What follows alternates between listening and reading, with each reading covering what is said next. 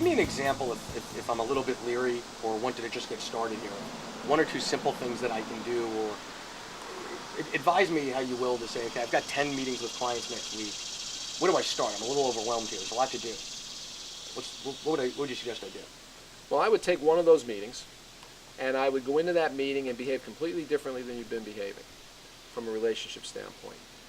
If one of your behaviors is to leave that meeting with a quote of your fees, I would resist the urge to offer a solution or a fee on the spot. Do the other 10 meetings the same way you've been doing them. But in this example, let's say the client's looking for a price from you. You've had a really nice conversation. They shared a lot of information with you. Everyone else who's going in there is going to quote a fee. Why would you quote your fee and look like them and throw yourself under that blanket with everybody else? What I'd suggest you do is take a step back and say, you know, Peter, I've really enjoyed our conversation today. I'd like to go back and reflect on what you shared with me. I'd like to speak with my manager. I'd like to speak with my team about it. I'd like to come back to you with some suggestions. Suggestion is a nice word. You mentioned collaboration earlier. You mentioned consultative selling earlier.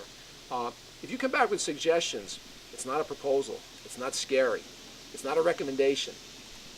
Your client doesn't feel like, oh my gosh, when Peter comes back, I have to make a decision. So you're getting out of that whole RFP, I'm going to go out there and do a bake-off, get 3 proposals, and pick the lowest price. Exactly. And this starts to come through to your client when they start seeing those behaviors. So to get back to your original question, if you have 10 meetings next week, and your typical behavior is to quote price in that meeting, don't in one meeting.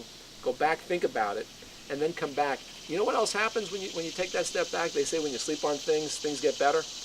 You're probably going to come back with a higher value offering, and oh, by the way, a higher margin offering for your own business, because you didn't shoot from the hip in that meeting and shoot yourself in the foot.